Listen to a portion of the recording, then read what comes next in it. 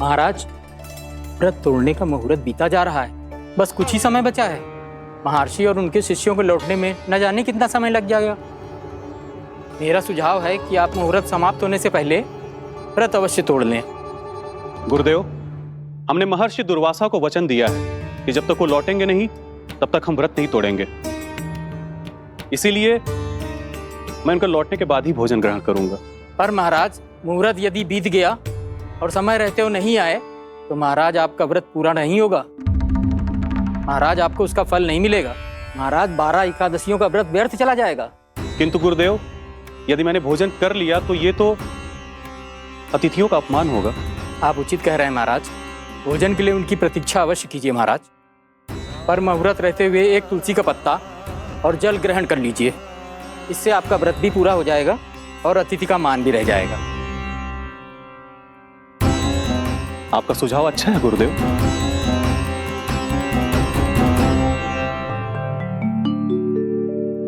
जैसे ही महाराज ने तुलसी का पत्ता खाया, वैसे ही महर्षि दुर्वासा लौट आए। महाराज,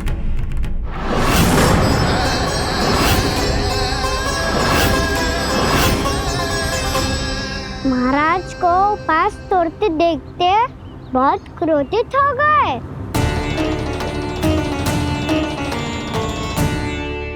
बहुत बड़े भक्त हैं आप, परंतु आप ये नहीं जानते अपने अतिथियों के साथ कैसा व्यवहार करना चाहिए। आपने हमें साथ भोजन करने का वचन दिया था, पर अपना व्रत क्यों तोड़ा आपने? महर्षि, मैंने भोजन नहीं ग्रहण किया। कहीं मुहूर्त न निकल जाए इस कारण मैंने एक तुलसी का पत्ता ग्रहण कर लिया। 56 भोग खाया हो या एक पत्ता, अपना व्रत तोड़कर अतिथियों का अपमान किया है, मेरा अपमान किया है। अब आपको दंड भोगना होगा ताकि आप सीख पाएं कि अतिथियों के साथ कैसा व्यवहार होना चाहिए। महर्षि, आप जो भी दंड मुझे देंगे मुझे स्वीकार है, किंतु आप क्रोधित मत होइए। क्रोध का कारण आपने दिया है महाराज। एक महर्षि का अपमान करके राक्षसी प्रवृत्ति का परिचय दिया है आपने। इसीलिए अब एक राक्षसी आपको दंड देगी।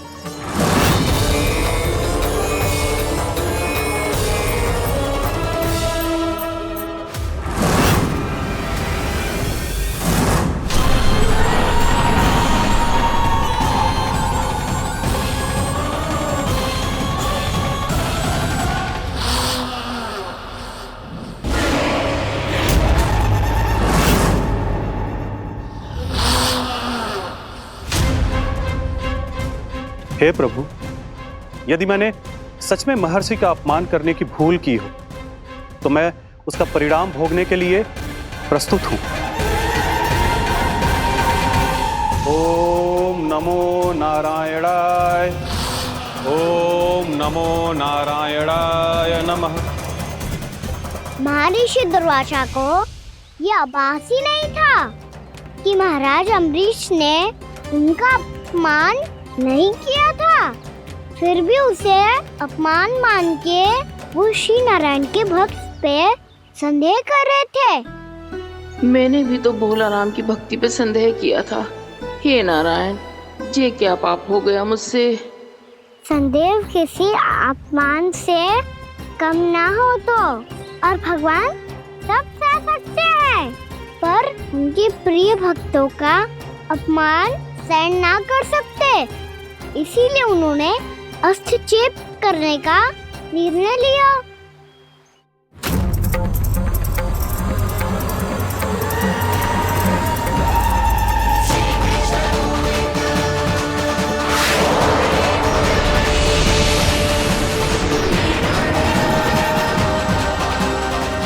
ओम नमो नारायणाय।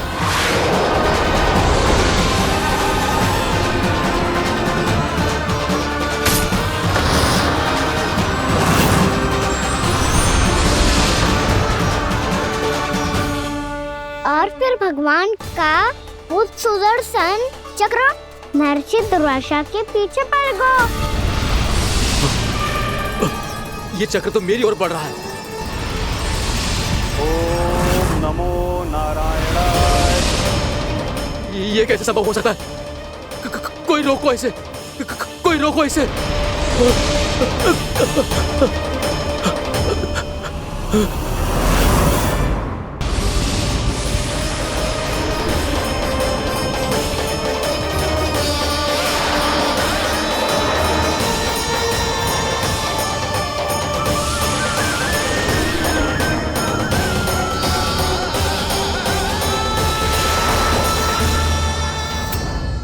चक्र से अपने प्राण कैसे तैसे बचाते बचाते महर्षि दुर्वासा ब्रह्मलोक जा पहुंचे।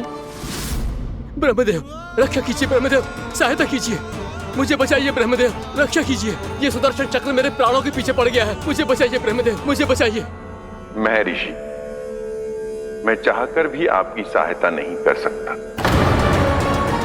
ऐसी स्थिति में यदि कोई कुछ कर सकते हैं तो वो हैं सुदर्शन चक्र के स्वामी विष्णु, क्योंकि सृष्टि में केवल वही है जो इसे नियंत्रित कर सकते हैं। वो ही इसे वापस लौटने का आदेश देकर आपके प्राणों पर छाए हुए संकट को दूर कर सकते हैं। किंतु हां, मैं सुदर्शन चक्र से इतना अवश्य कहूंगा कि जब तक आप विष्णु लोक में पहुंच नहीं जाते, वो आपको किसी भी प्रकार की हानि ना पहुंचाए। आपका बहुत बहुत धन्यवाद, आपकी सदा ही जय हो।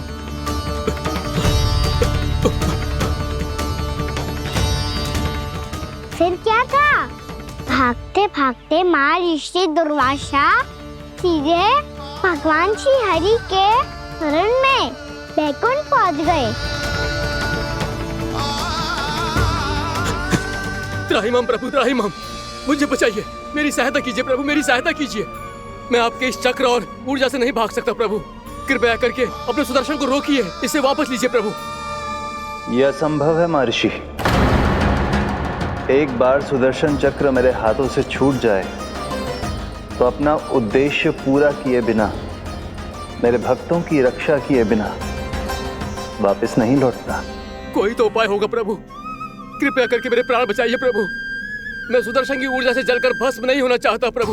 आप जो कहेंगे मैं करूंगा प्रभु, मेरी सहायता कीजिए प्रभु, मेरी सहायता कीजिए। मुझे नहीं लगता कि आप वो कर पाएंगे। मैं अवश्य करूंगा, मैं अपनी प्राण रक्षा के लिए कुछ भी करूंगा प्रभु। आपने मेरे भक्त राजा अम्बरीश को भक्ति का कर्तव्य निभाने के लिए अपमानित और दंडित किया है महर्षि, पर भक्त की रक्षा करना भगवान का कर्तव्य है। इसलिए यदि आप भक्त राजा अम्बरीश के पास जाकर क्षमा याचना करें और यदि वो आपको क्षमा कर दे तो ही ये चक्र आपके प्राण लिए बिना लौट सकता है। अन्यथा आप तो जानते हैं महर्षि, मेरे भक्त का अपमान मेरा अपमान। भक्त का अपमान भगवान के अपमान से कम ना हो तो है। महर्षि दुर्वासा को भी ये बात समझ आई और फिर उन्होंने महाराज अम्बरीश से क्षमा याचना की। महाराज महाराज महाराज महाराज महाराज, मुझे क्षमा करें महाराज, मुझसे बहुत बड़ी भूल हो गई महाराज, मुझसे बहुत बड़ी भूल हो गई महाराज। महर्षि, आप हमारे चरण छुए ये उचित नहीं। महाराज, महाराज अम्बरीश, आप नारायण के सच्चे भक्त हैं। मैंने आपको अपमानित किया, दंडित करने का प्रयास किया महाराज। इस अपराध के लिए मुझे क्षमा कीजिए महाराज, और इस सुदर्शन चक्र से मेरे प्राण बचाइए महाराज।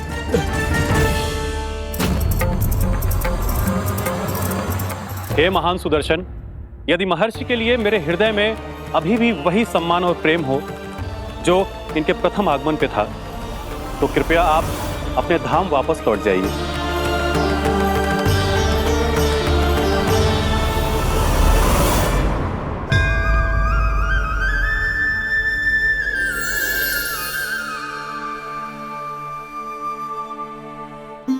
आपका बहुत बहुत धन्यवाद महाराज अम्बरीश। मैं आपको आशीर्वाद देता हूं कि आप देवराज इंद्र के समान शक्तिशाली हों। आपकी कीर्ति का पताका 10 दिशाओं में फहराए। मेरी बस एक ही इच्छा है महर्षि, कि मैं आपके साथ अपना उपवास तोड़ सकूं। अवश्य महाराज, हम सब भोजन आपके साथ करेंगे और अपने आप को नारायण की सेवा में अर्पित करके व्रत को पूरा करेंगे, क्योंकि आज जो यहाँ हुआ है उससे सिद्ध हो चुका है कि एकादशी व्रत का फल द्वादशी की सुबह भोजन करने से ही प्राप्त होता है। इस कथा से हमें पता चलता है कि सभी को द्वादशी के सुबह भर पेट भोजन करके एकादशी का व्रत पूरा करना चाहिए। और दूसरी बात, भगवान की सच्ची भक्ति अपमान कभी ना करना चाहिए, उनके साथ सदैव प्रेम से व्यवहार करना चाहिए। यही भगवान को सबसे अधिक प्रिय है। भैया भोला राम, मैंने भी श्री हरि पे तुम्हारे विश्वास का उपहास उड़ाया था, मुझे क्षमा कर दो। ना ना, आप क्षमा मांगकर मुझे लज्जित मत करो, आप तो मेरी बहन जैसी हैं। जब महर्षि दुर्वासा जैसे महान ऋषि को भी प्रभु के भक्त से क्षमा मांगनी पड़ी, तो मैं तो बहुत ही तुच्छ हूँ। मुझे आपकी किसी भी बात का बुरा ना लगा। पर पता है प्रभु को कौन सी बात कब बुरा रखता है? कौन सी बात? जब उनका भक्त भूखा रहे, समय पे अपना व्रत पूरा ना करे।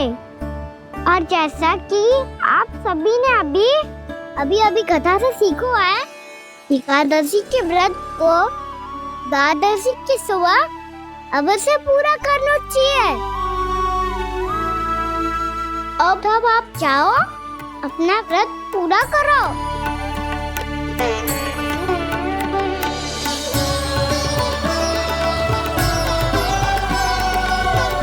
मैं आपके लिए जल लेके आती हूँ।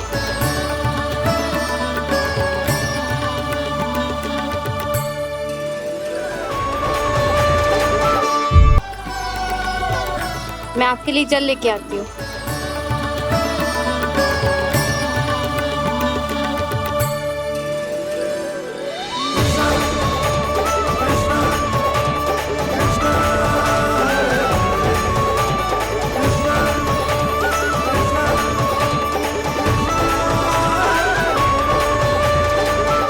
यो खाओ।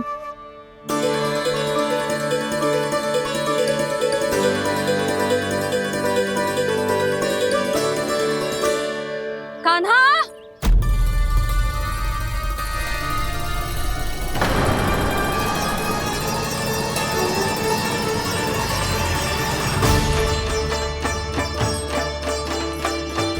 बोलो काका, सिगरेट छुपा लो मुझे, मैया आ रही है, बहुत क्रोध में लगती है।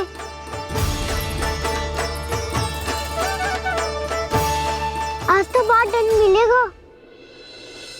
अभी क्षण भर पहले तो ये साक्षात भगवान के रूप में बात कर रहे थे, और अब अचानक ही ऐसे बालक बन गए जो मैया से दंड मिलने के भय से व्याकुल हैं। बोला काका, किस सोच में पड़ गए? सिगरेट छुपा लो मुझे।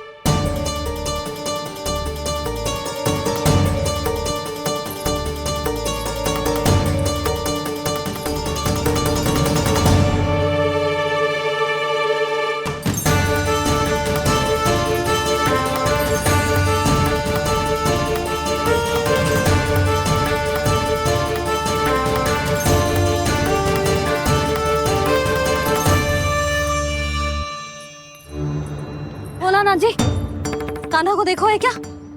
मैंने तो अपने प्रभु को देखा है। मैं अपने लल्ला को ढूंढ रही हूँ, उसे देखो है आपने? वही तो मैं भी कह रहा हूँ जसोदा रानी, मैंने सिर्फ और सिर्फ अपने प्रभु को देखा है। ये तो अब भी अपनी भक्ति में ही खोया हुआ है, इससे पूछ के कछु लाभ ना है, मुझे ही ढूंढना पड़ेगा।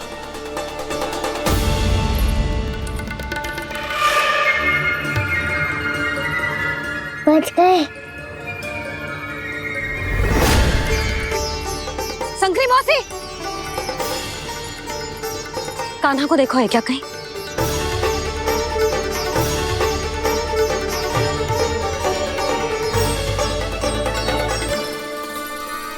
बोला गंगा, मुझे सिगरेट निकालो ना यहाँ से, भैया फिर से इधर ही आ रही है। सब कहते थे श्री हरि मेरे घर ना आ सकते।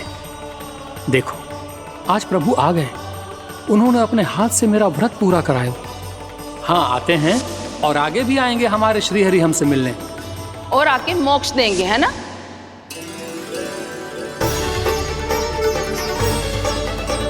शीघ्र निकालो ना भोला काका, मैया आ रही है। मैं ना निकालूं? क्यों? मेरा अर्थ है मैं निकालूंगा, अवश्य निकालूंगा, पर तब तक नहीं निकालूंगा जब तक आप मेरी सारी बातें मान नहीं लेते हैं। कौन सी बात? प्रभु, मुझे मोक्ष प्रदान कर दीजिए प्रभु। तथास्तु। ना ना ना प्रभु, मेरे साथ साथ मेरे परिवार को भी मोक्ष दे दीजिए। तथास्तु। अब तो निकाल दो, मैया देख लेंगी। ना प्रभु, मेरे परिवार के साथ मुझसे जुड़ी हुई हर वस्तु, जीव जंतु, प्राणी, गाय बैल भैंस, सभी को मोक्ष प्रदान कर दीजिए प्रभु। तथास्तु। प्रभु, आप सच में अद्भुत हैं। मैंने जो मांगा आपने बिना सोचे समझे सब प्रदान किया। मैं ही अपनी मांगे बढ़ाता रहा। प्रभु, प्रभु मुझे क्षमा कर दीजिए। प्रभु मुझे क्षमा कर दीजिए।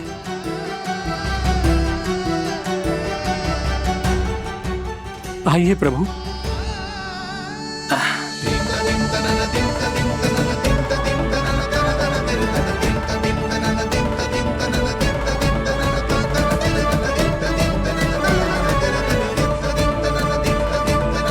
प्रभु, आप तो प्रभु हो, हरि हो, भगवान हो। आप चाहते तो इस मटके से स्वयं निकलकर बाहर आ सकते थे, फिर मेरी आपने हर इच्छा क्यों पूरी की? क्योंकि मेरे भक्त की इच्छा पूरी करने में मुझे भी प्रसन्नता मिलती है। ना तो मैं अपने भक्तों का अपमान सह सकता हूँ और ना ही उनकी इच्छा अधूरी रहने दे सकता हूँ।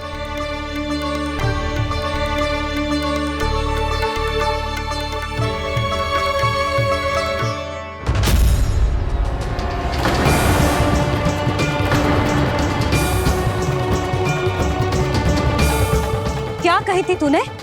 हाँ, कि तू फिर से छल ना करेगा। फिर मुझे बिना बताए घर से बाहर कैसे निकलो? क्षमा करना मैया, पर जो आपने सिखाया था मैंने तो उसी का ही पालन करो है।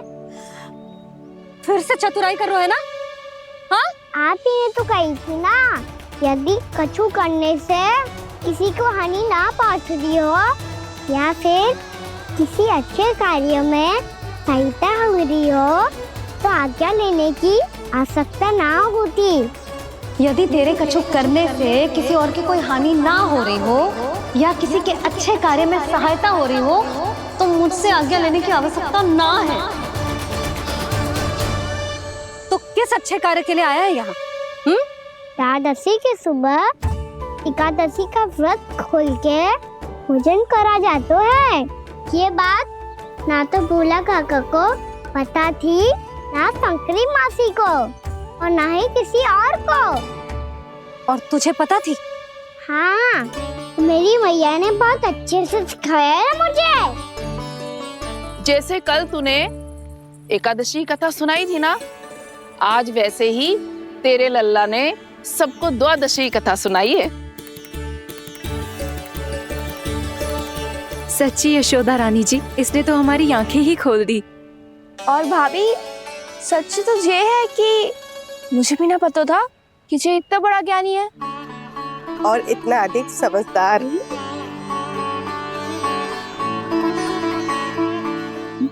द्वादशी की कथा? वो तो मैंने इसे कभी सुना ही ना है। फिर इसे कैसे पता थी? रानी जी, जो स्वयं भगवान हैं, भला उन्हें कैसे कुछ नहीं पता होगा? मैंने तो इन्हें पहचान लिया। और हाँ, आप सब लोग भी इन्हें अपने अंतर मन की आंखों से देखिए, हो सकता है इन्हें पहचान पाएं। ये कोई और नहीं है, श्री नारायण है, मेरे श्री हरि, मेरे प्रभु।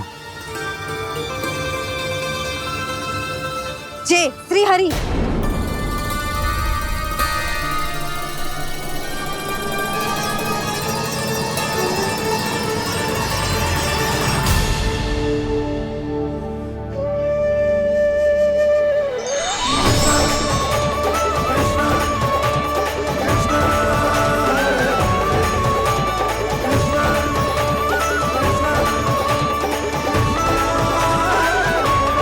ये क्या कर दिया भोला?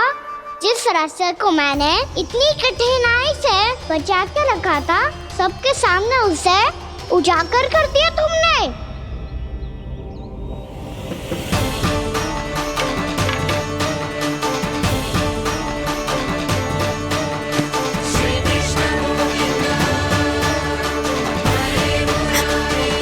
नारायण,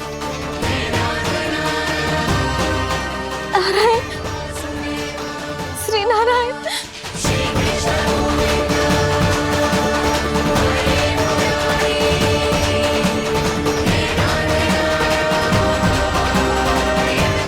श्री नारायण।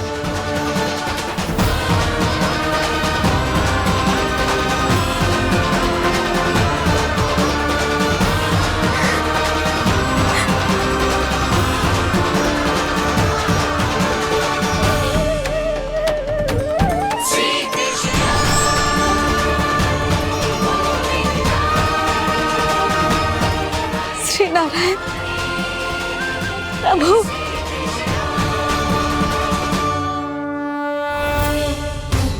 जिस रास्ते को इतने जत्न से संभाल के रखा था, आज वो सबके सामने खुल गया।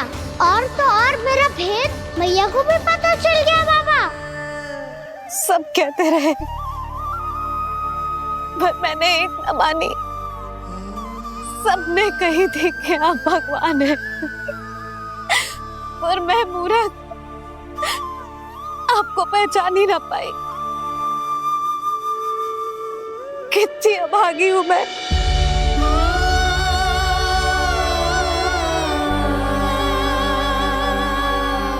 जिस मुंह से मुझे आपकी महिमा गानी चाहिए थी, उसी मुंह से मैंने आपको डांटा है।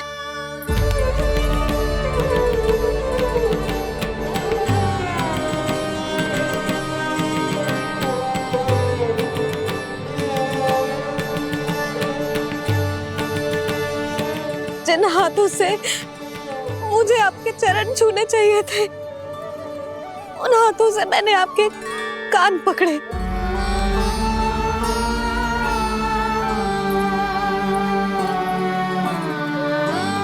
मुझे तो आपकी सेवा करनी चाहिए थी प्रभु, और मैंने आपको दंड दियो, आपको घर से बांध दियो।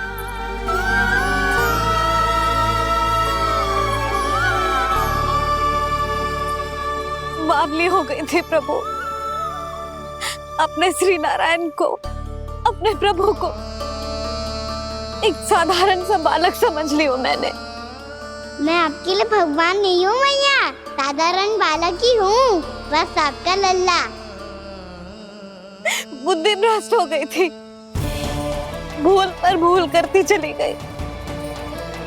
आज भी आपके पीछे पीछे छड़ी लेकर दौड़े चले आए।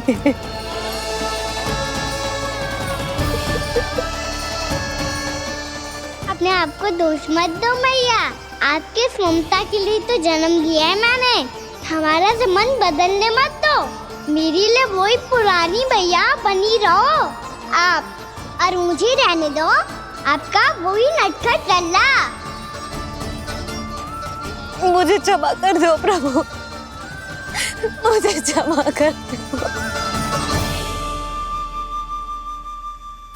बाबा ये कैसा अंत हो गया आज? मैया तो मुझे भगवान मानने लगी, पर मैं इसे स्वीकार नहीं कर सकता।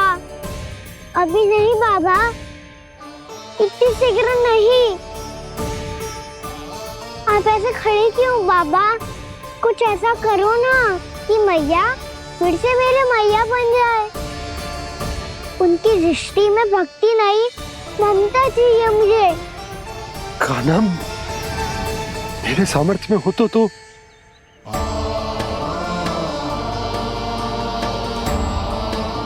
दाऊ, आप तो बड़े भाई हो, अपने छोटे भाई की सहायता करो ना, जिससे मैया सब कुछ भूल जाए।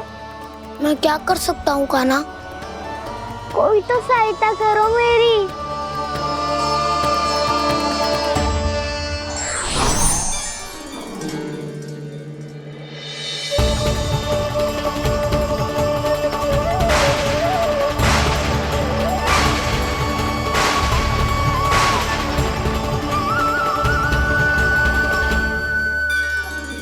अपने आप को संभालिए प्रभु।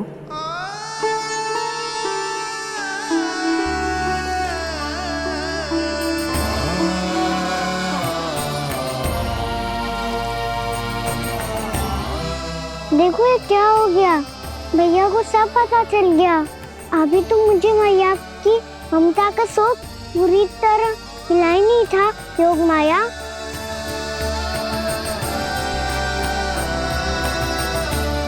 मेरी सहायता करो ना। कितनी अद्भुत है ममता की शक्ति। भगवान को भी एक साधारण बालक बना देती है। बालक की बना रहना चाहता हूँ मैं, नहीं चाहता दिव्य होना, नहीं चाहता भगवान बनना। बस मैया की गोद में रहकर ममता की रस से सेम को भिगोना चाहता हूँ।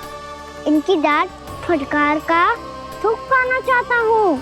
कुछ भी करे योग माया, पर इन सबको भुला दो मेरा सत्य।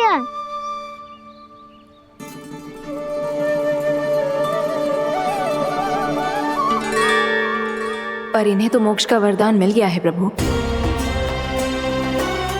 इसलिए इनके लिए समय की गति को लौटा पाना संभव नहीं होगा। प्रभु,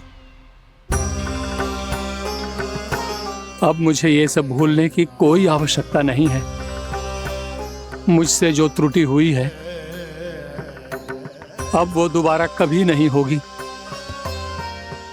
और आज के बाद आपका ये सत्य मैं किसी को नहीं बताऊंगा प्रभु, क्योंकि मुझे पता चल गया है कि आपका यशोमती मैया के लल्ला बने रहना कितना आवश्यक है।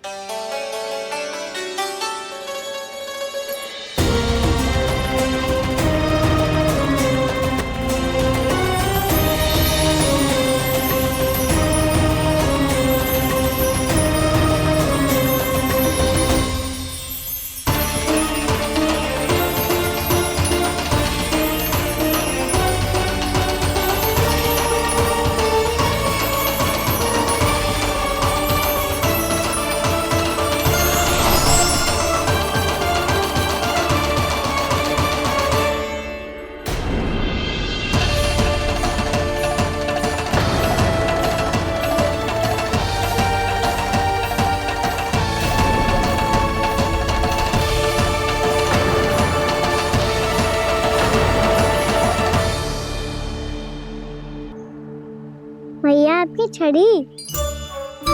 पहले चुपके से भाग जा तो है, फिर स्वयं ही छड़ी भी पकड़ा रोए हैं?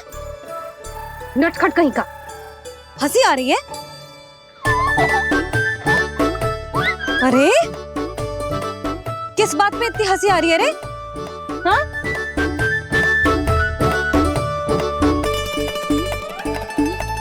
आपकी लीला अद्भुत है प्रभु, और अद्भुत है आपका मैया के प्रति प्रेम। हंसी ना है मैया, ये तो प्रसन्नता है, अपने मैया से मिल जाने की प्रसन्नता। अच्छा, ढूंढ मैं तुझे रही हूँ और तू कह रहे हो कि मैं मिल गई तुझे? तू घर चल लल्ला, अच्छे से पिटाई करूंगी तेरी।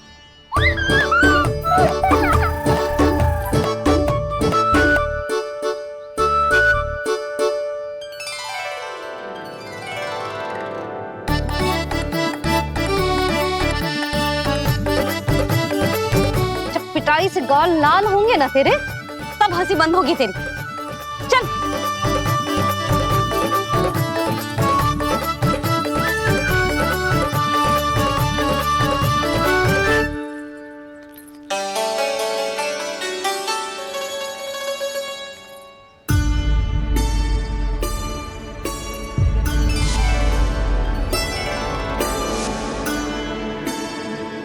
लगता है भैया की और चतन स्मृति वापस आ रही है।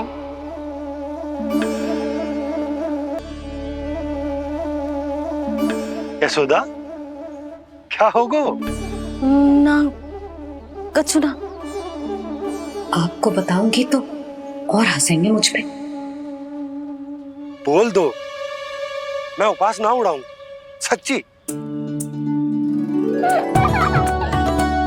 देखो देखो इसे कैसे हंस रहे हैं। मेरे हाथ में छड़ी है, मैया क्रोधित है, पर जे तनिक में भय ना लग रहा है ऐसे। हाँ, हंसे जा रहे हैं।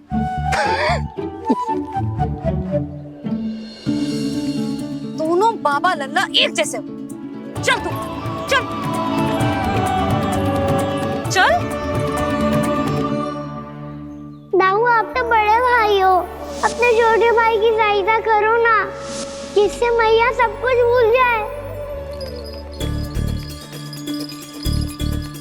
सुबल, तू कच्चू खा क्यों ना रहो है? व्रती करना था तो बलराम के जैसे कल कर ले। तो कल तो एकादशी भी थी। कान्हा के बिना कछु करने का मेरा मन ही ना कर। तो बात तो सच्ची है, उसके बिना गोचारण भी ऐसा लगता है जैसे कितना भारी कार्य है, व्यवस्था में करना पड़ता है। सही कह रहे हो तुम दोनों। मैं तो गोपालक भी इसलिए बना था ताकि कान्हा के संग खेलने को मिल जाए। बलराम तो हमारा सगा कम और मुख्य अधिक है।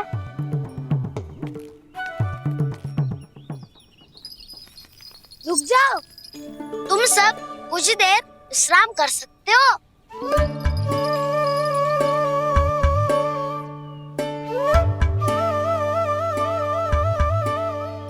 तू बोल। ना मैं ना बोलूंगा, तुम दोनों ही बोलो। और तुम सबका सखा पहले हूँ और टोली का मुखिया बाद में, इसलिए घबराने की आवश्यकता नहीं है। जो भी बात है बिना हिचक बता सकते हो मुझे। तो फिर कुछ ऐसा करो ना कि कान्हा फिर से हमारे साथ गोचारण करने के लिए आने लगे।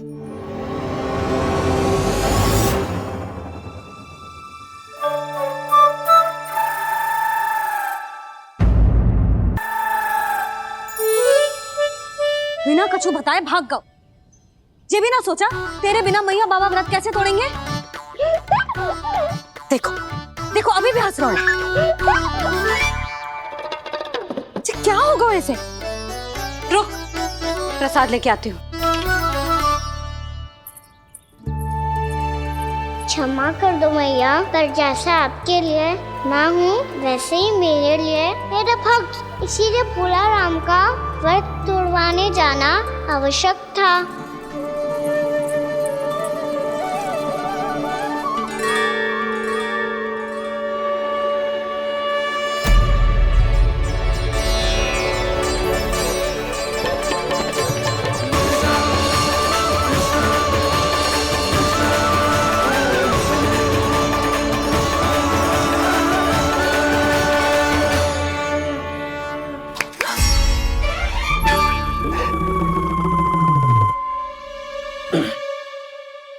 सुधा, फिर से खो गई तुम।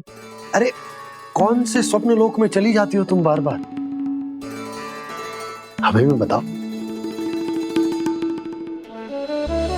माया का प्रभाव ममता पर अधिक समय तक नहीं रह पाता प्रभु। अरे बोलो ना यशोदा, क्या सोच रही थी?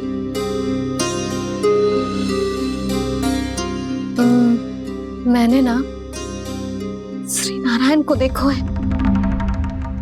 हाँ वो तो मैं भी देख रहा हूँ, यही तो है हमारे सामने। ये वाले ना, तो मैंने साक्षात श्री नारायण को देखो है, वो भी अपने कान्हा के भीतर देखो। कान्हा के भीतर?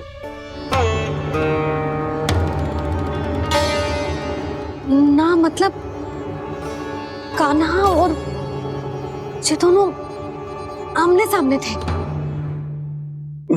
मैं कुछ समझो ना सुधा। नारायण और कान्हा दोनों आमने सामने थे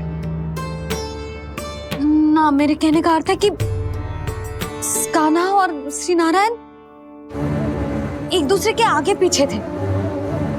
अच्छा, तो मतलब श्री नारायण आगे थे और कान्हा पीछे था।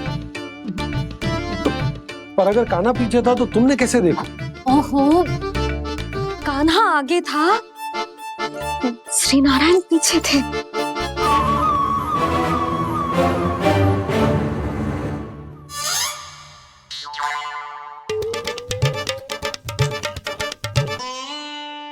यशोदा, एक बार फिर से सोचकर बताओ कि नारायण आगे थे या कान्हा आगे था?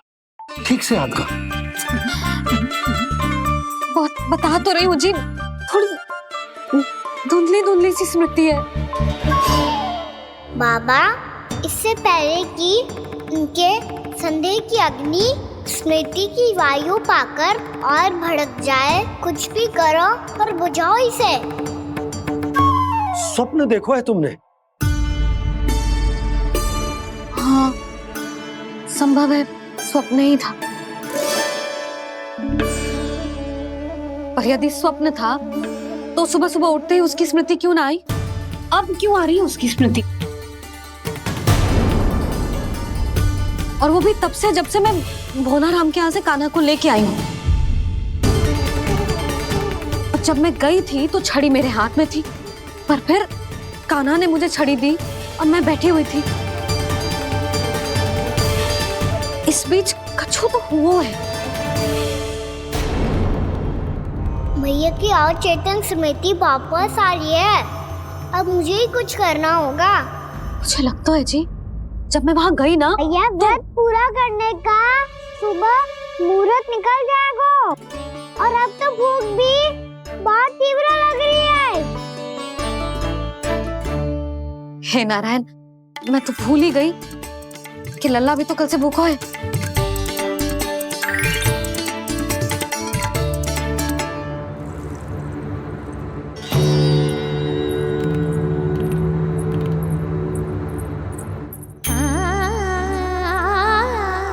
ले, खा।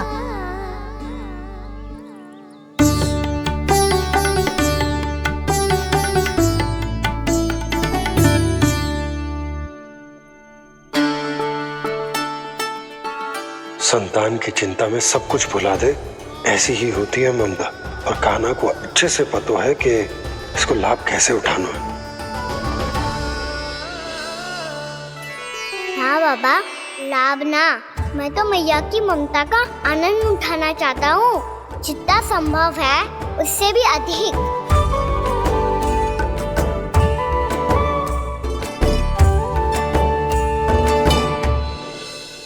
बलराम, कान्हा को फिर से गौचारण आने के लिए केवल तू ही मना सकते है।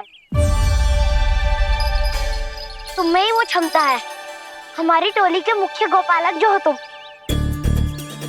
हाँ, और कान्हा के दाव भी तो हो तुम। हाँ, वो तुमको मना ना कर पाएगा। तुझे छोटा होने के नाते तुम्हारे आदेश का पालन तो करना ही चाहिए कान्हा को। चिंता मत करो सखा, मैं कछु कहूँ और कान्हा ना माने, ये तो संभव ही ना है।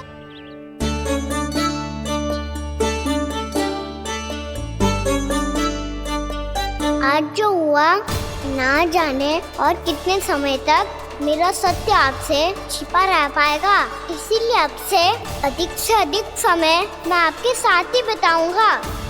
मैंने कह दिया तो समझ लो, पत्थर पे रेखा खींच गई। कल से कान्हा हम सबके साथ अवश्य आएगा। अपना सारा समय हमारे साथ बिताएगा वो।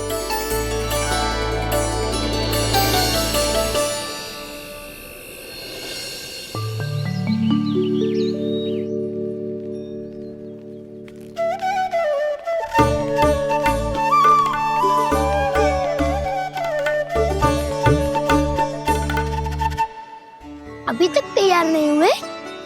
तैयार? गौचारण के लिए चलना है ना? तुम्हें लेने आया हूँ। नाना दाऊ मैं ना चल सकता, मुझे आज्ञा ना है। वो तो माखन चोरी के लिए भी नहीं थी। उस दिन जो वक्कासुर के सामने चले गए थे तुम, तभी तो नहीं थी आज्ञा। इसलिए आज्ञा का बहाना मत ही बनाओ ना। बहाना नहीं दाऊ, मैं तो सच्ची कह रहा हूँ। मैया को फिर से दुखी ना कर सकते हो और हम सबको दुखी कर सकते हो तुम। आज मैं तुम्हारी एक ना सुनूंगा काना। घर पे रहते हुए कितने सप्ताह हो गए तुम्हें? तुम गोपालक हो काना, गोपालन करना तुम्हारा दायित्व है। आज तुम्हें हमारे साथ चलना ही पड़ेगा। ना दाऊ मैं ना चल पाऊंगा। बोल रहा, तुम तो कह रहे थे कि काना तुम्हारी हर बात मानता है, पर इसने तो बड़े भाई का अनादर कर दिया। रुक जाओ काना, सत्य बताओ, तुम छोटी माँ के कारण वन नहीं चल रहे हो? या अब तुम्हें हमारे साथ रहना ही अच्छा नहीं लगता? कहीं ऐसा तो नहीं गौचारण में तुम्हारी रुचि समाप्त हो गई हो? ना दाऊ ऐसा कछु ना है, मुझे गौचारण की बात प्रिय है और आप सबका साथ भी। तो फिर वन चलने में क्या समस्या है तुम्हें? अपने दाऊ की बात मान लो और चलो चुपचाप। मैंने सबको वचन दिया है कि तुम हम सबके साथ चलोगे। पर दाऊ मैंने भैया को भी वचन दिया है कि मैं नहीं जाऊंगा। इसका अर्थ है कि मेरे वचन का कोई मूल नहीं है। मैं तुमसे बड़ा हूँ काना, तुम्हें मेरी आज्ञा माननी चाहिए। मुझे भी तो वचन दिया था तुमने। दाऊ आप समझ क्यों आ रहे? मैंने कहा ना मैं नहीं जा सकता। रुक जाओ काना।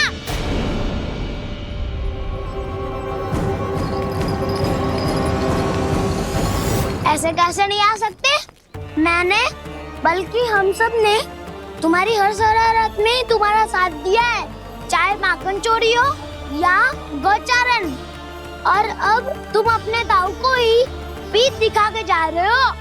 दाऊ मैं आपका बहुत सम्मान करता हूँ, पर मैंने कहा ना मैं नहीं जा सकता। मुझे मेरी मैया के साथ ही रहना है। तो फिर तुम्हारे लिए मैं यही महत्वपूर्ण है। दाऊ नहीं, सखा नहीं, गयाऊ भी नहीं।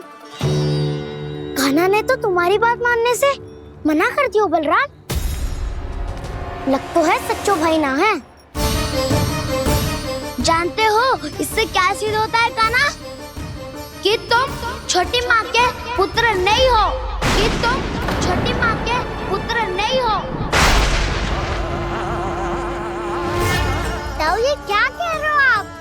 और नहीं तो क्या, तुम उनके वास्तविक पुत्र होते तो अपने दाऊ की आज्ञा कभी नहीं टालते। ऐसा मत ही कहो दाऊ, मैं अपनी मैया का ही लल्ला हूँ। मुझे तो लगता है छोटी माँ हाथ से ग्रह करके लाई है तुम्हें। अब ऐसा क्यों बोल रहे हो दाऊ? क्योंकि मैं वो सत्य देख रहा हूँ जो तुम नहीं देख पा रहे हो। छोटी माँ और छोटे पापा दोनों गोरे हैं और तुम अपना रंग देख लो, स्वयं विचार कर लो। जी तो मैंने भी सोचा था, बस बोला नहीं। हाँ तो क्या हुआ, मेरी त्वचा का रंग अलग है, मैं उन्हीं का ही लल्ला हूँ। बस धूप में तुम सबके साथ इतना खेला हूँ कि मेरी त्वचा का रंग बदल को है। बड़बोली बात मत ही कर कान्हा, स्वयं को बचाने के लिए हम पर दोष लगा रहे है। सत्य तो ये है कि तेरी त्वचा सदैव से ऐसी थी कान्हा। लग तो है ये कि बलराम सही कह रहा है। इसका अर्थ है कि सस्य में नन काका यशोदा काकी इसके हाथ से ग्रेट करके आए हैं। बालक हाथ में थोड़ी ना मिलता है। हमारे घर में जो बछड़ा है उसको तो मेरे बाबा हाथ से ही लाए थे, पर मुझे हाथ से कोई ना लायो है। मैं अपनी मैया का ही लल्ला हूँ, यशोमती मैया का नंदाला ही हूँ मैं। तुम्हें वन चलना है तो चलो या फिर मत चलो, पर छोटी माँ और छोटे बाबा का लल्ला होने का स्वांग करने की कोई आवश्यकता नहीं है।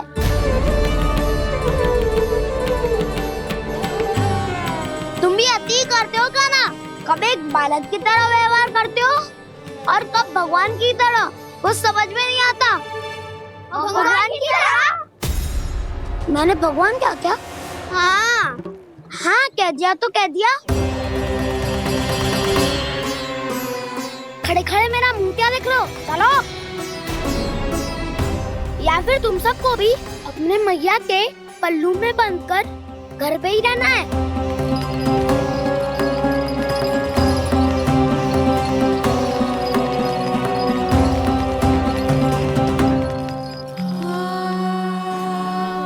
जानते हो इससे क्या सिद्ध होता है कान्हा? कि तुम छोटी माँ के पुत्र नहीं हो, कि तुम छोटी माँ के पुत्र नहीं हो।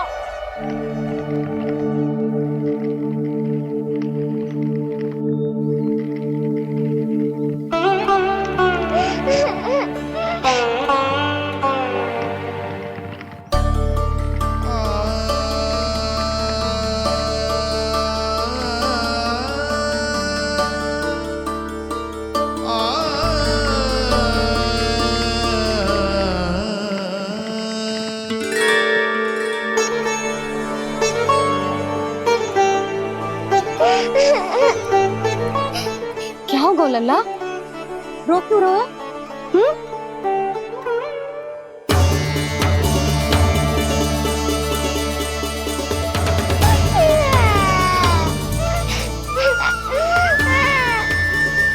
अरे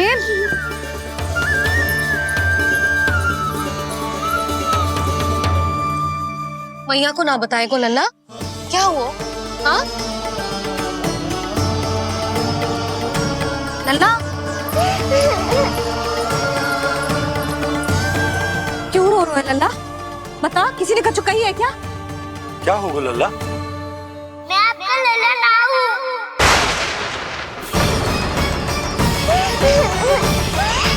ऐसा क्यों कह रहे हो तू? क्या होगा? आपका भी लल्ला ना हूँ मैं।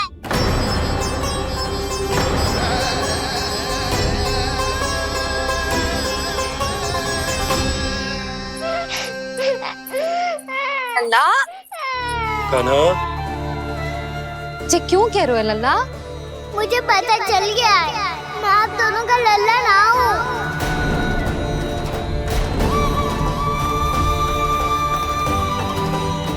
कुछ भी उल्टा सीधा बोल रहे हो, तू मेरा ही लल्ला है। ना, आप मुझे हाथ से गिरा करके लाई हो।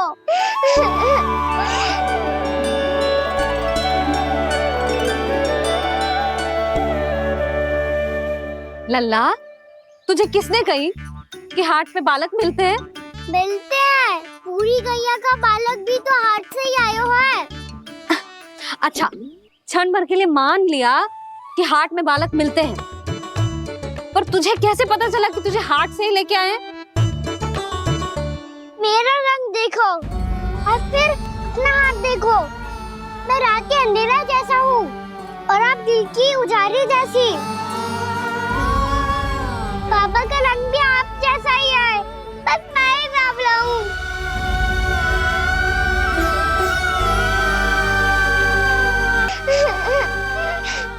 उससे क्या अंतर पड़ता है लल्ला? पर तो मैं तभी तो दाऊ अन्य सभी सखाओ ने ऐसा कहा। इस बात पर ध्यान मत ही दे। माँ की ममता और बाबा का स्नेह, इसका कोई रंग ना हो तो है लल्ला। तो फिर आप ही बताओ, मैया क्यों गोरी और मैं क्यों काला? हाट से आया क्रय होके, सुन हो गए कृष्ण धीर। मैया गोरी बाबा गोरे। लल्ला, मैं क्यों तू चल मेरे साथ, अभी सिद्ध हो जाएगा कि तू मेरा ही लल्ला है। चल।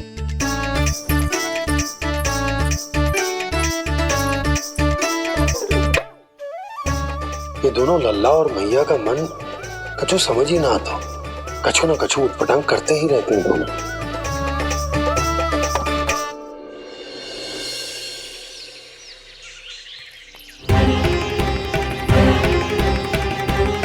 मैया ऐसे ले जा रही है मुझे, कहाँ और क्यों?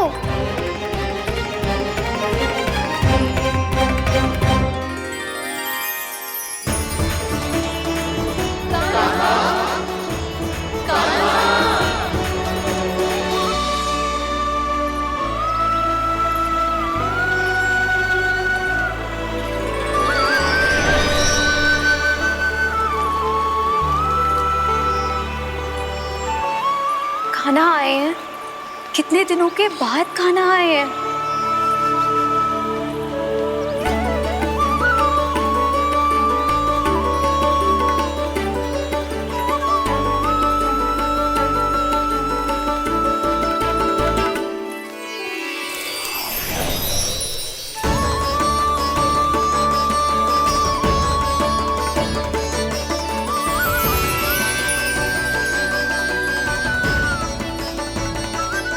आंखें पथरा गई थी मार्ग देखते देखते।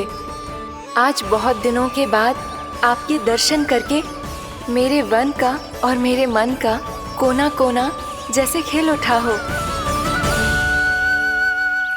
बलराम, तुम्हारी योजना का भी कोई लाभ ना हो।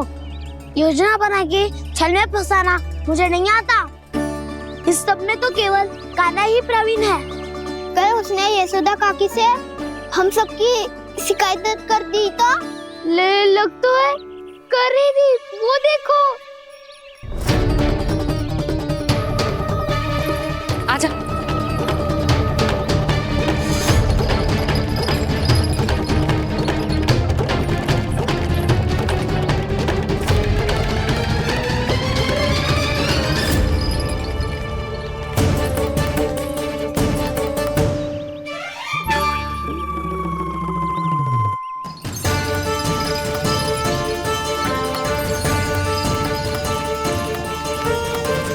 बलराम, बलराम,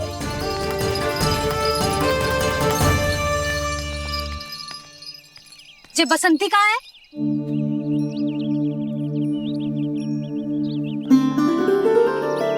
जे देख बसंती, हाँ, और उसका लल्ला वो गोपी। उन दोनों की त्वचा का रंग एक सा है? कान्हा, तू देख के बता, बसंती और उसके लल्ला का रंग एक सा है? और जे देख डमरू, इसका जन्म तो तेरे सामने हुआ था ना, हाँ? और उसकी मैया गोमती, इन दोनों की त्वचा का मिलान कर, एक सा रंग है?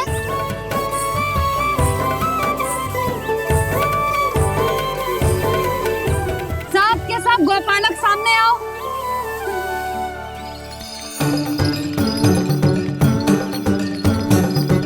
अब तुम सब भी देख के बताओ, दोनों की त्वचा एक जैसी है या रंग अलग अलग है?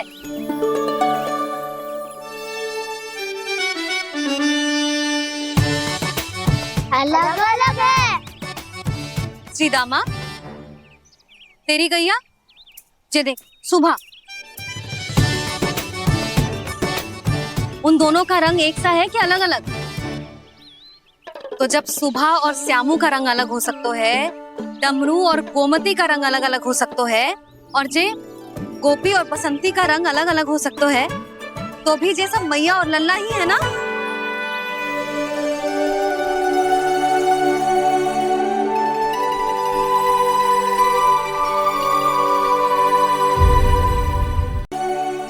यदि मेरे और लल्ला का रंग अलग अलग है तो हम मैया और लल्ला ना हो सकते?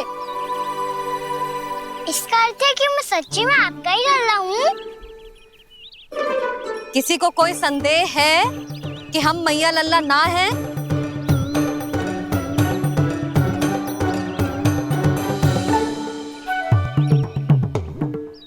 कोई संदेह है?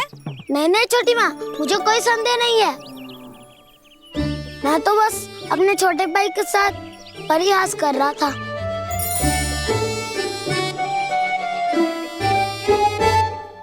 कान्हा, तू सदैव मेरा ही लल्ला था, मेरा ही लल्ला है और मेरा ही लल्ला रहेगा। समझ आई?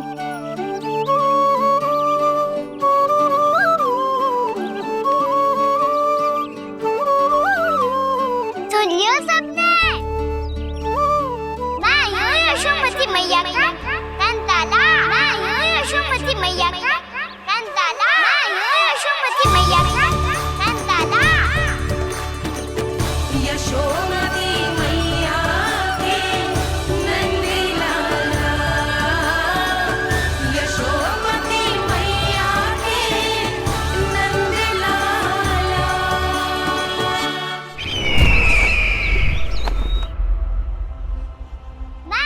यशोमती मैया का नंदाला, मैं हूँ यशोमती मैया का नंदाला, मैं हूँ यशोमती मैया का नंदाला।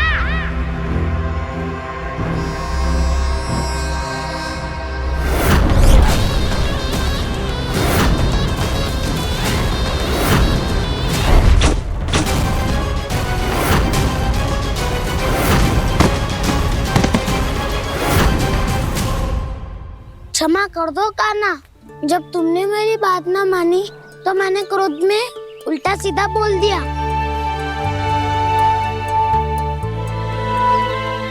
मैं तो बस यही चाहता था कि तुम फिर से बनाने लगो, फिर से बन जाओ अपनी गोपालक टोली के मुखिया।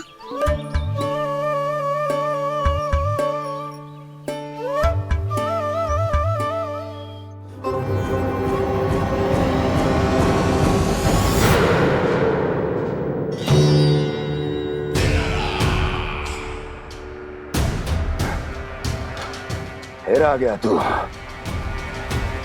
दुर्जन, प्रहरियों, आओ और इस बालक को बंदी गृह में डाल दो। सचेत होइए महाराज।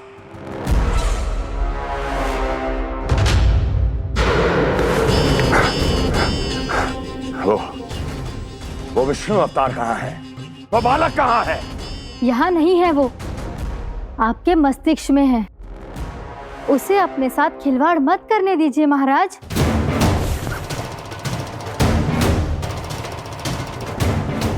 वो यही है, मैंने देखा है उसे।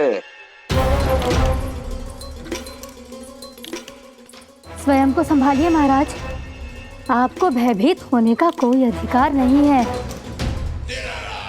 आप स्वयं को भूल चुके हैं महाराज। आप तो वो कंस है जिन्होंने अपने पिता को भी कारागार में बंद करवा दिया था और उनसे सिंहासन का अधिकार छीन लिया था।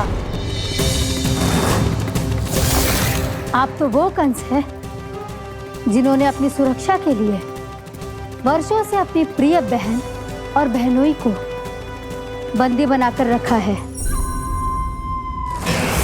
आप तो वो कंस है जिन्होंने अपने कितने ही भांजों को अपने ही हाथों से यमलोक पहुंचा दिया है ताकि आपका शत्रु ना पनप सके। ये समय भयभीत होने का नहीं है महाराज, पर यदि आपके मन में ये संशय ऐसे ही बना रहा तो मैं आपको भी आपके पिताजी के साथ कारागार में बंदी बना दूंगी और उस विष्णु अवतार का सामना मैं स्वयं करूंगी।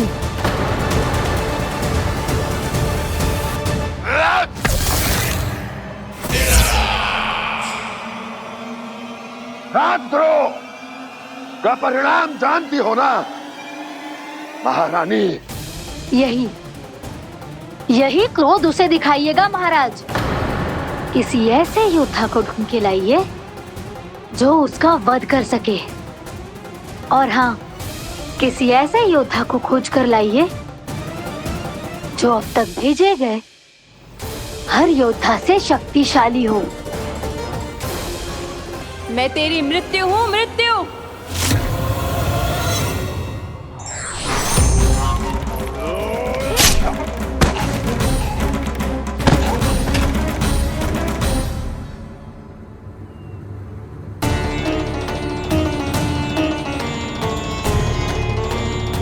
वो देवी कौन थी छोटी माँ? और कौन बलराम, वो ही तो थी देवी एकादशी।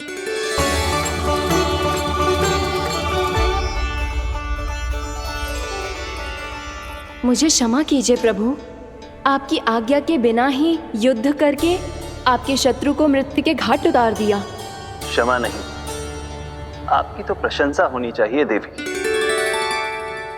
असुर राज को मारकर आपने सभी देवताओं को मुक्त करवाया है। इस पापी के अहंकार से तीनों लोकों की रक्षा की है आपने। आप एकादशी की तिथि पर मेरी एकादश इंद्रियों से उत्पन्न हुई हैं। इसीलिए मेरे सभी भक्त आपको उत्पन्न एकादशी के नाम से जानेंगे। सभी तिथियों में आपका स्थान सर्वश्रेष्ठ होगा। जिस तरह आपने राक्षस के आक्रमण से मेरी रक्षा की है, उसी प्रकार एकादशी के दिन व्रत करके जो भी भक्त आपकी कथा सुनेगा, मैं स्वयं उसकी रक्षा करूंगा।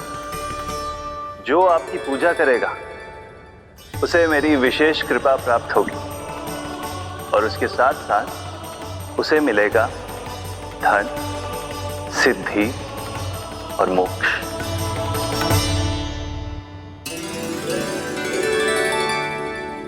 इसीलिए आज के दिन व्रत रखने का बहुत अधिक महत्व होता है। बोलो एकादशी मैया की जय। बोलो श्री नारायण भगवान की जय।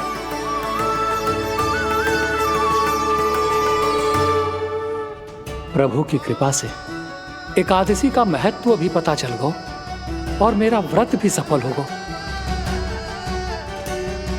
अभी नहीं भूला रहा, एकादशी का व्रत पूरी तरह तभी सफल होता है जब द्वादशी के दिन उसे पूरा किया जाता है।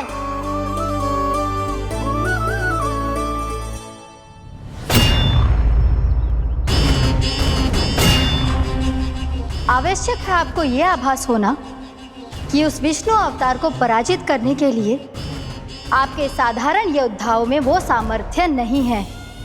वो विष्णु अवतार कुछ अधिक ही असाधारण है।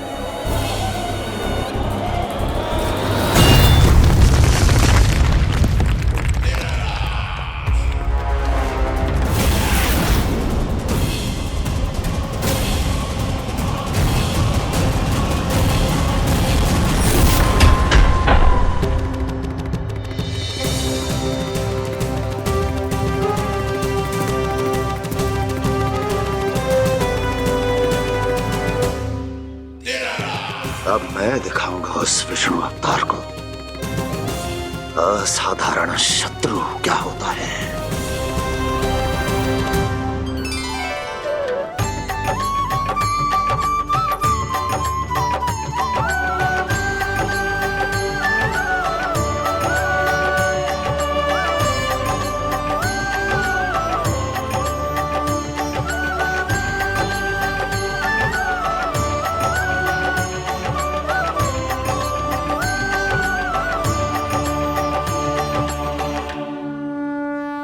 मामा अधीर हो रहे हैं, पर मैया ने मुझे अभी तक बाहर जाने की आज्ञा नहीं दी है। अभी उन्हें किसी और राक्षस को यहाँ भेजने से रोकने के लिए मुझे ही कुछ करना होगा।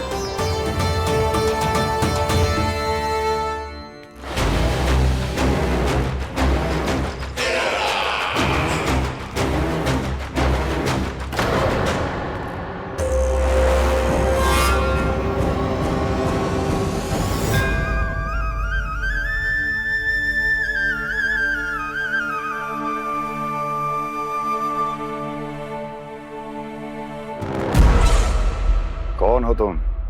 बचपन से ही मुझे मारने का सपना देख रहे हैं, सिर्फ मुझे ही नहीं पहचानते।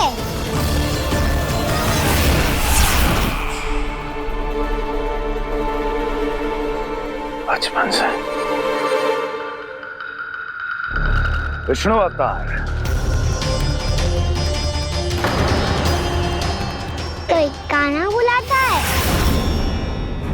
तो कोई मुरलीधर पुकारता है, कोई माखन चोर कहता है, कोई कहता है चिच्चोर। पर विष्णु अवतार इस नाम से तो बस आप ही मुझे बुलाते हो मामा जी। इतना साहस, ये तो यहाँ आ गया है।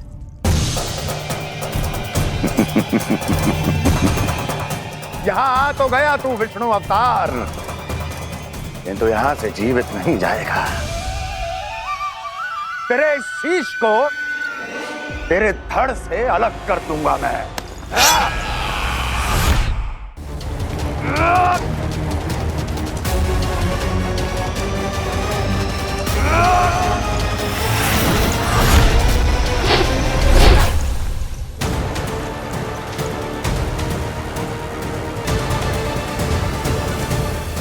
कहाँ देख रहे हो मामा जी? मैं तैयार हूँ।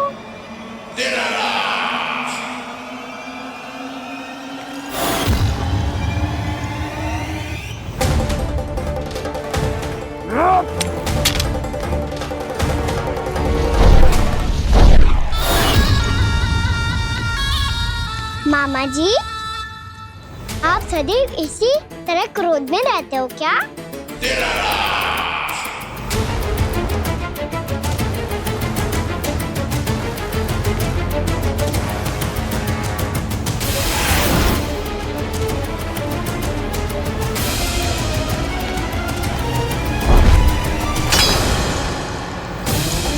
छोड़ छोड़ मेरी तलवार को।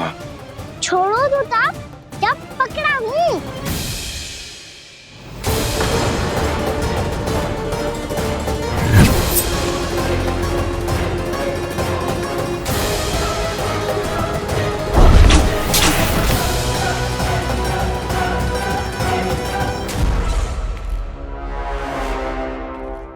मामा जी,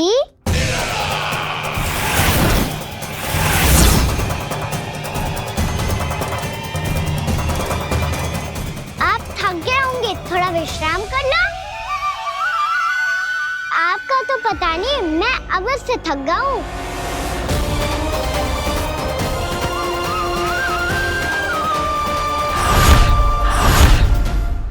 मेरे सिंहासन पर बैठने का तो साहस। अभी तो बस अभ्यास कर रहा था मामा जी। भविष्य में मुझे तो बैठना है यहाँ। आपने बल प्रयोग करके से अपने पिताजी से छीना था। मैं आपसे छीन लूंगा। जो छल और बल से लिया जाए वो अधिक समय तक टिकता नहीं है मामा जी।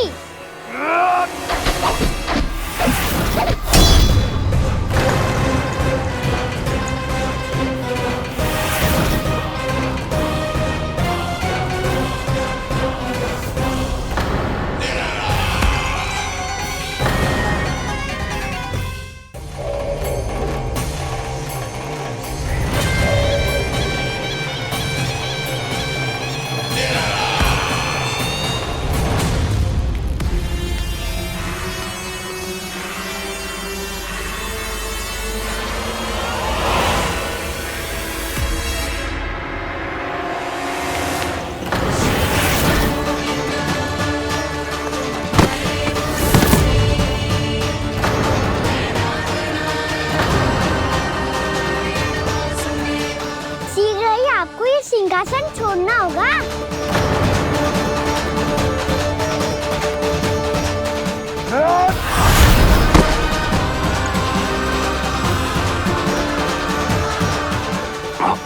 वो मेरा सिंहासन छीनना चाहता है।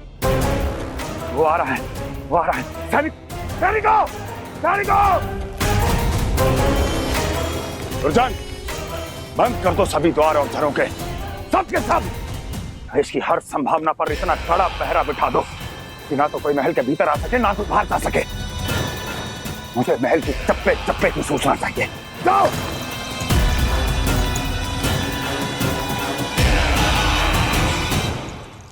सिंहासन।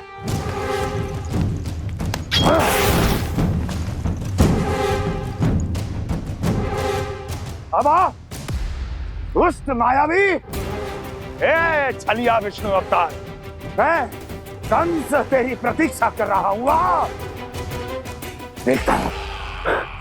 देखता हूँ मेरे सिंहासन पर कैसे बैठता है तू। मुझे तो बस कुछ समय चाहिए था, वो मिल गया। अब करते रहिए आप प्रतीक्षा।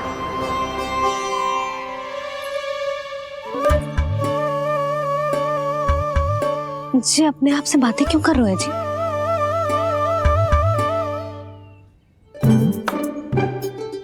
आप मुस्कुरा क्यों रहे हो?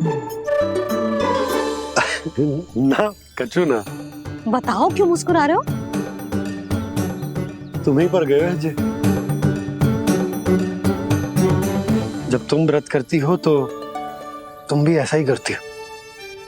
इसी प्रकार भूख अधिक लगने पर अपना ध्यान भटकाने के लिए स्वयं से ही बड़बड़ाती रहती। होगा। आपको तो बस मेरा उपहास उड़ाने के लिए बहाना चाहिए।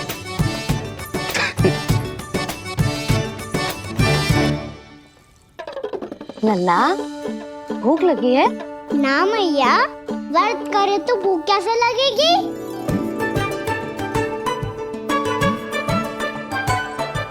यदि लगी हो तो छोटे बालकों को थोड़ी बहुत भूल चूक क्षमा होती है। कछु ना तो फल तो तू खा ही सकते है। अब तो पूरे नियम और विधि विधान से व्रत तोड़ूंगा। कल द्वादशी के सुबह मुहूर्त के अनुसार। ठीक।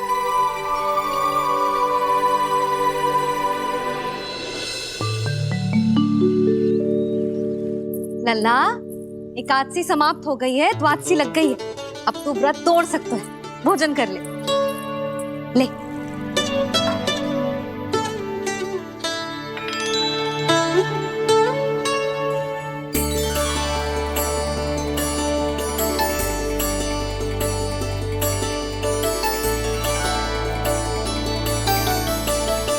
आज तो कार्य कर लीजिएगा। मैं ना चाहती कि सब गांव वाले फिर से आपका उपहास उड़ाएं। अरे इसी क्षण कार्य आरंभ करना आवश्यक ना है, कुछ खा तो लो। कल भी पूरे दिन व्रत में रहे, अब तो कुछ खा लो। ना ना, अभी बिल्कुल भूख ना है। और हाँ भगवान, तुम्हें चिंता करने की आवश्यकता नहीं है। आज मैं किसी को भी 2 शब्द कहने का अवसर नहीं दूंगा। अरे कुछ खाओगे पियोगे नहीं तो कैसे रहोगे?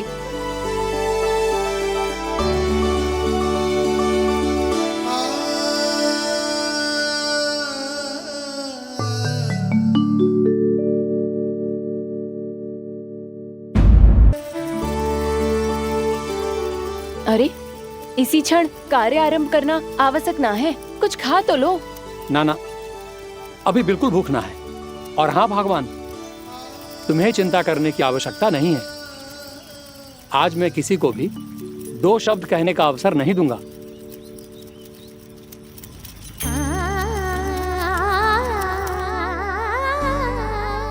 ठहर, मैं तेरे लिए मट्ठा लेके आती हूँ। व्रत के बाद पीने से पेट ठंडा रहता है। रुक।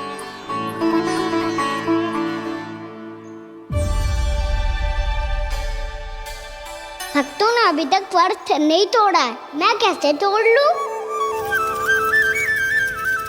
भूख कहाँ से होगी? श्री हरि नाम से पेट तो भर लेते हो। श्री हरि श्री हरि श्री हरि।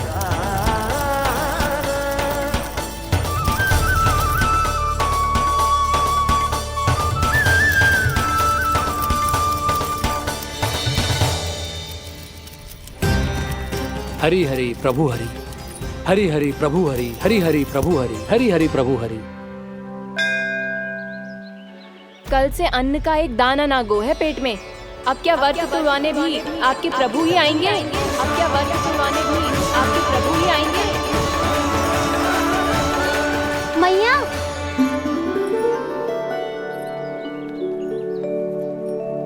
मैया पहले व्रत तोड़ के कछु खा तो लो। अभी ना, लौट के आने के बाद। हाँ,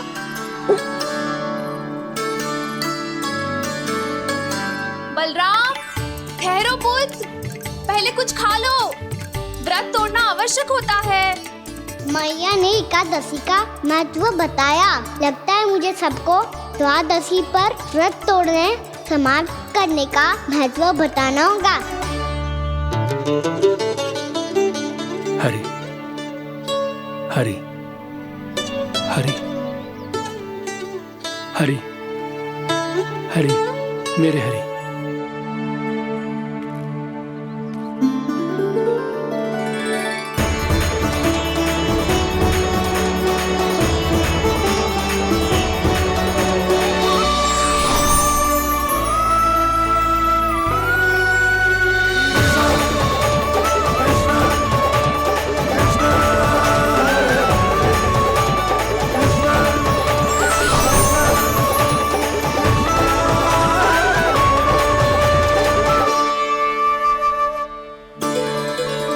अभी अभी तो मैंने बच्चों की माँ को वचन दिया था कि आज किसी को शिकायत करने का अवसर ना दूंगा, और अब मैं प्रभु श्री हरि की कल्पना जसोमती रानी के लल्ला में ही करने लगा। ना ना, ये ठीक ना है।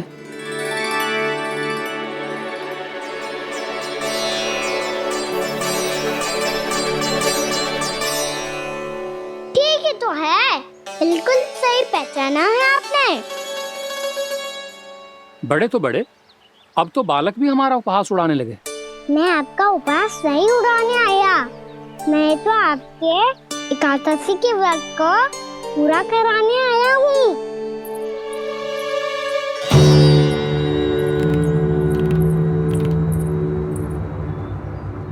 कान्हा,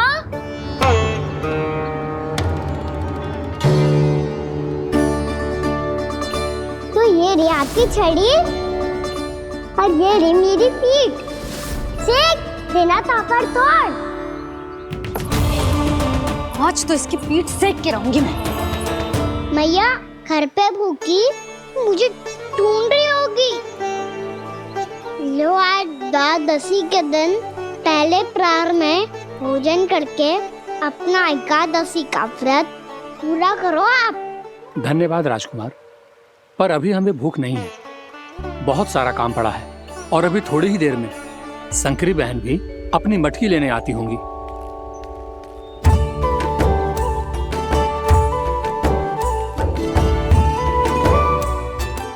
पर मैं आपका व्रत पूरा कराए बिना नहीं जा सकता।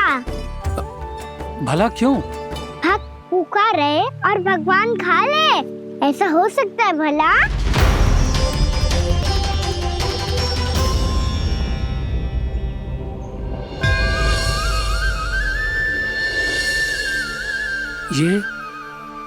ये कैसा भ्रम हो रहा है मुझे लगता है अपना काम करना चाहिए। द्वादशी के पहले प्रहर में व्रत पूरा करना बहुत आवश्यक होता है। ना तो एकादशी का व्रत भी पूरा ना मानो जातो। इतनी सारी ज्ञान की बातें तुम्हें कैसे पता है लल्ला?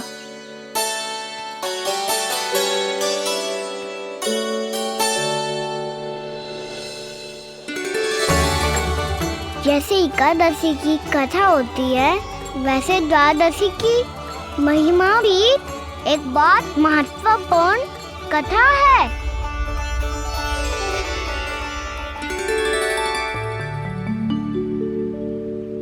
कैसी कथा? बिल्कुल सही समय पे आई हो आप, क्योंकि आपको ये कथा आपको अवश्य सुननी चाहिए।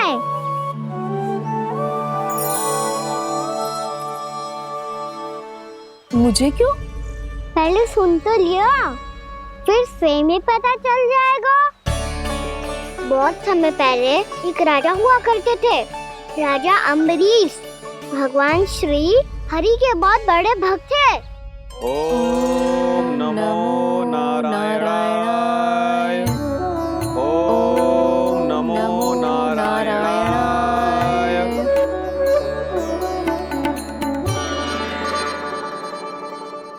नेक पुण्य के काम करते थे वो। अपनी पत्नी के साथ हरि का नाम जपते रहते थे। उन्होंने 12 माह एकादशी का व्रत करो निर्जल पास किया, और जब उनकी 12वीं एकादशी का व्रत द्वादशी के दिन तोड़ने का समय हुआ, तभी महर्षि दुर्वासा अपनी 100 शिष्यों के साथ उनके महल में पधारे।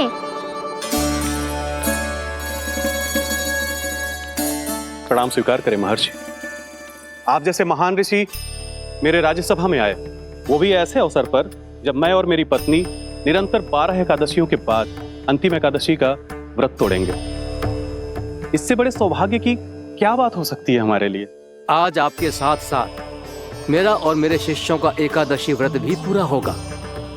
संभव है प्रभु की इच्छा यही हो कि हम सब अपना व्रत एक साथ तोड़ें। ये तो अत्यधिक प्रसन्नता की बात है महर्षि। तो फिर ठीक है, हम सब यात्रा से थके हैं। व्रत तोड़ने से पहले हम स्नान करना चाहते हैं। जैसी आपकी इच्छा महर्षि। जब तक आप लोग लौटेंगे तब तक आपके सारे प्रबंध यहाँ हो चुके होंगे।